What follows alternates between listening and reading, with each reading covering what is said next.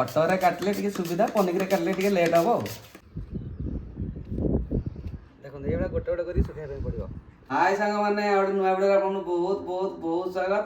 आज गोटे बढ़िया जिनस बनई आपको देखी आप भिडियो एंड तक तो जानीपारे केमती कौन पूरा प्रोसेस जोटा कि आम छुआ मान बहुत टेस्ट आ बाहर आपको किनापी पड़ोनी कुरकुरी लेज देखो आज आलू रे मुझे बनई देखी आलू चिप्स केमती तैयारी करा जाए पूरा बढ़िया से बनैबी आप वीडियो पूरा शेष पर्यटन देखो जानीपारे जे मुझे प्रोसेस रे बनाऊँगी।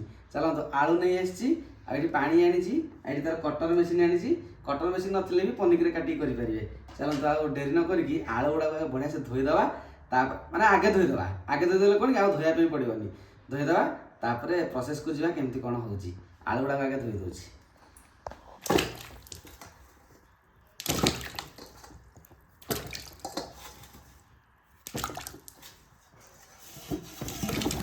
ମୁଁ 3 किलो आलू नहीं आपने जी चाहिए करेंगे किसी असुविधा नहीं अल्प अल्प कले भल कहीं बड़ जगह दरकार ना सुखाइबा 3 किलो आलू से नहीं पूरा बढ़िया से धोई दिए।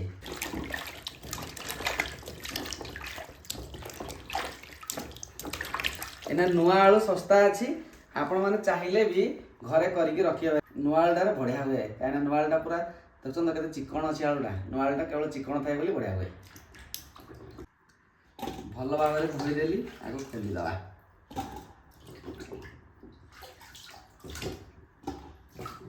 बर्तमान धोईकी पूरा परिष्कार करदेली एबे गोल गोल करी काटिया जेते पतला हम सेते मजा हम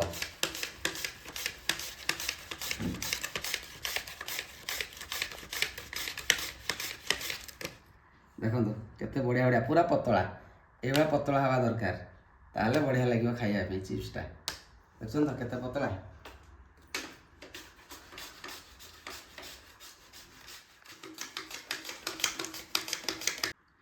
प्रत्येक वर्ष आलू जो कम रेट थी मु आलू चिप्स कर रखी दिए आम छुआ मानू आ कुरकुरी लेस कि खाइबा पड़ेनि जो मन हम ये दुटा छाणीदेबू खाइबे भारी बढ़िया कि लगे खाइबा घर तैयारी ना मार्केट अपेक्षा घर तैयारीटा बहुत टेस्ट लगे खाइबा सब वर्ष मु करे ये खरा दिनिया तो खरा है स्टार्टिंग है आलू चिप्स मु करे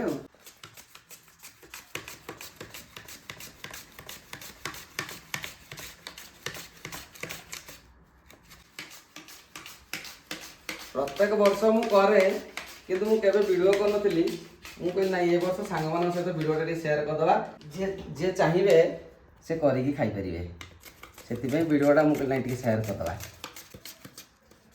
कटरे काटिले टिके सुविधा पनिक काटिले टिके लेट हम कटरे किंतु बढ़िया गोल गोल और पतला पतला हम देखो काटिकी पूरा केते सुंदर भाव में करदेली पूरा गोल गोल देखन तो पूरा गोल गोल काटिकी सुंदर भाव में करदेली आको एना वर्तमान पानी टिके गरम करिया जस्ट पकाइबा गरम पानी ले उठेइबा सांग माने पानी पूरा गरम करके नहीं आसली देखंतु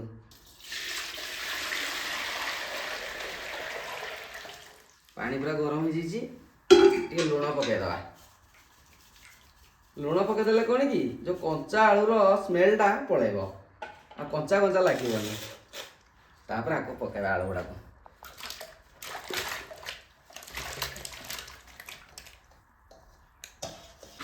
तापर आको टिके गोलैदवा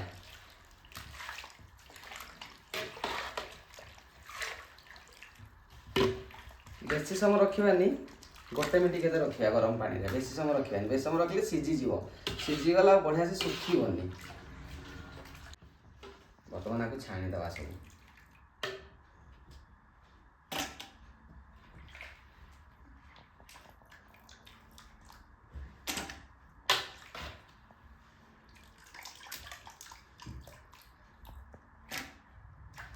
देखो पूरा रेडी हो गला आपको ना नहीं छात पर सुखेवा ये 2 दिन के सुखिब सुखिला पर छाणी मुझे देखी को भाया देखा जाऊँगी। चलते छात पर सुखेवा बर्तमान आपको सब सुखेदवा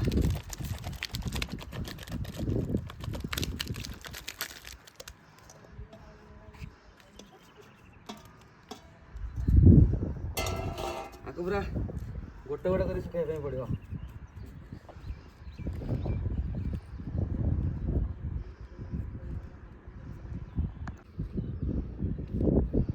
देखो ये गोटे गोटे कर सुखाइबा पड़ो गोटे गोटे कर सुखेले जल्दी सुखिब ଆଉ ଲାଗିବନି ତା ସାଙ୍ଗରେ ଟୋଟାଲ।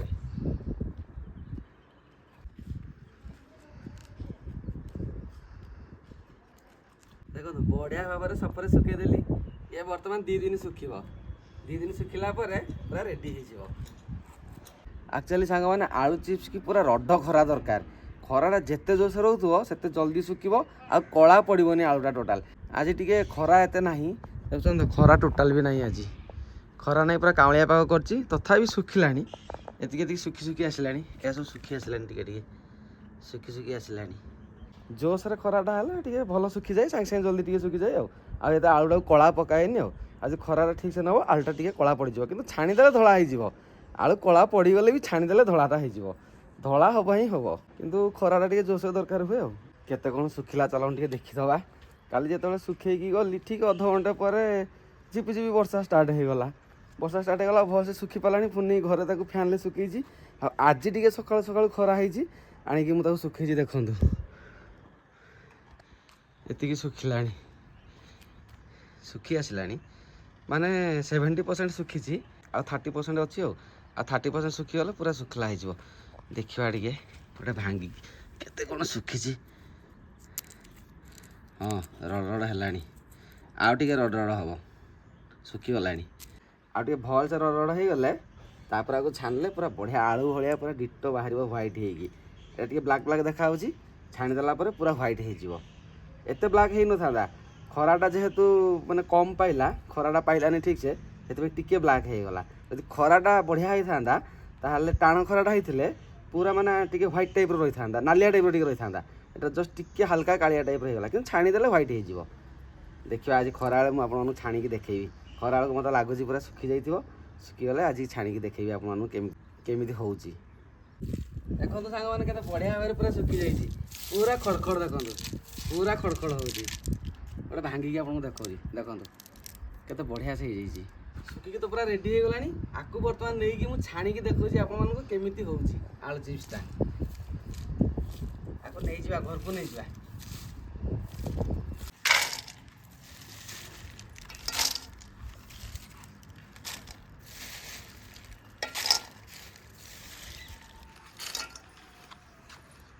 ଦେଖନ୍ତୁ ପୁରା ଶୁଖିକି ଖଡ଼ଖଡ଼ ହେଇଗଲା। 2 ଦିନ ଲାଗିଗଲା ପୁରା ଶୁଖେଇବା ପାଇଁ। ଏବେ ଚାଲନ୍ତୁ ଛାଣିକି ଖାଇବା। ସାଙ୍ଗମାନେ ତେଲ ପୁରା ଗରମ କରିଦେଲିନି କଡ଼େଇରେ, ଏବେ ଆଳୁ ଚିପ୍ସ ପକେଇବା। ଦେଖନ୍ତୁ କୋଉଭଳିଆ ହବ, ଦେଖିଲେ କେତେ ବଡ଼ ବଡ଼ ହେଇଯାଉଛି ଛାଣି ହେଇକି।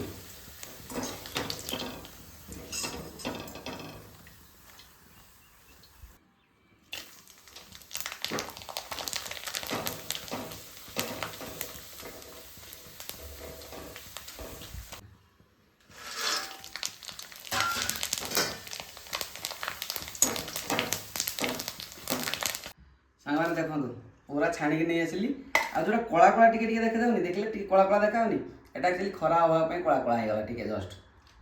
ଗୋଟେ ଗୋଟେ ଧଳା ହେଲା, ଗୋଟେ ଗୋଟେ କଳା।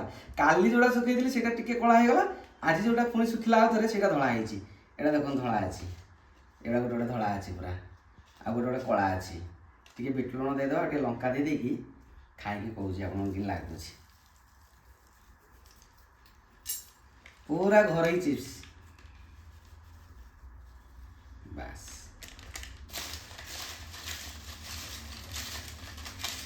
ପୁରା ଖଡ଼ଖଡ଼ ହେଉଛି, ଦେଖନ୍ତୁ ବଢ଼ିଆ ଲାଗିବ କିନ୍ତୁ ଖାଇବା ପାଇଁ। ପୁରା ଡିଟୋ ତ ଆଳୁ ଚିପ୍ସ ଭଳିଆ ଆଉ।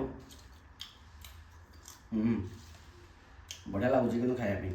ମାନେ କଳା ଯେଉଁଟା ହେଇଛି ସେଟା ବି ଭଲ ଲାଗୁଛି, ଧଳା ଯେଉଁଟା ହେଇଛି ସେଟା ବି ଭଲ, କିଛି ଖରାପ ଲାଗୁନି। ପୁରା ଡିଟୋ ଆଳୁ ଚିପ୍ସ ଭଳିଆ ଲାଗୁଛି, କିନ୍ତୁ ଭଲ ଲାଗୁଛି ଖାଇବା ପାଇଁ। ଏଇଟା ଗୋଟେ ହେଲ୍ଦି ସ୍ନାକ୍ସ ଆଇଟମ୍ଟା, ଆଉ ବଢ଼ିଆ ଲାଗୁଛି କିନ୍ତୁ ଖାଇବା ପାଇଁ। ଥରେ ଟ୍ରାଏ କରନ୍ତୁ, ଜାଣିପାରିବେ କେତେ ବଢ଼ିଆ ଲାଗୁଛି, ସତରେ ଭଲ ଲାଗୁଛି। କିନ୍ତୁ 2 ଦିନ ଅପେକ୍ଷା କରିବା ପାଇଁ ପଡ଼ିବ ଆଉ ଶୁଖେଇବା ପାଇଁ। ଆଉ ଆଜିର ରେସିପି ସାଙ୍ଗମାନେ କେମିତି ଲାଗିଲା ନିହାତି କମେଣ୍ଟରେ ଜଣାଇବେ। ଆଉ ଏଇଭଳିଆ ନିହାତି ଥରେ ଚିପ୍ସ ଘରେ ବନେଇକି ଖାଆନ୍ତୁ, ବଢ଼ିଆ ଲାଗିବ। ଆଉ ଖରା ଅଧିକ ହେଇଥିବ ଯେତେବେଳେ ସେତେବେଳେ ଶୁଖେଇବେ। ମୁଁ କାଲି 4ଟା ବେଳେ ଶୁଖେଇଲି, ତାପରେ ବର୍ଷା ହେଇଗଲା, ଆଉ ଠିକ୍ସେ ଶୁଖି ବି ପାରିଲା ନାହିଁ। ତାପରେ ଫ୍ୟାନ୍ ଲାଗିକି ଶୁଖେଇଲି, ସେ ଟିକେ କଳା ପଡ଼ିଗଲା। ହେଭି ଯେତେବେଳେ ଖରା ହେଉଥିବ ସେତେବେଳେ ଶୁଖେଇବେ, ବଢ଼ିଆ ସେ ଶୁଖିଯିବ। ମାନେ ସକାଳେ ଶୁଖେଇବେ, ସନ୍ଧ୍ୟାବେଳକୁ ଅଲରେଡ଼ି ଅଧା ଶୁଖି ଯାଇଥିବ। ଆଉ ତାପରେ ଘରକୁ ନେଇଥିଲେ କିଛି ହେବନି। ଏଇଟା ଥରେ ନିହାତି ଟ୍ରାଏ କରନ୍ତୁ, ମୋତେ କମେଣ୍ଟରେ ଜଣାଇବେ କେମିତି ଲାଗିଲା।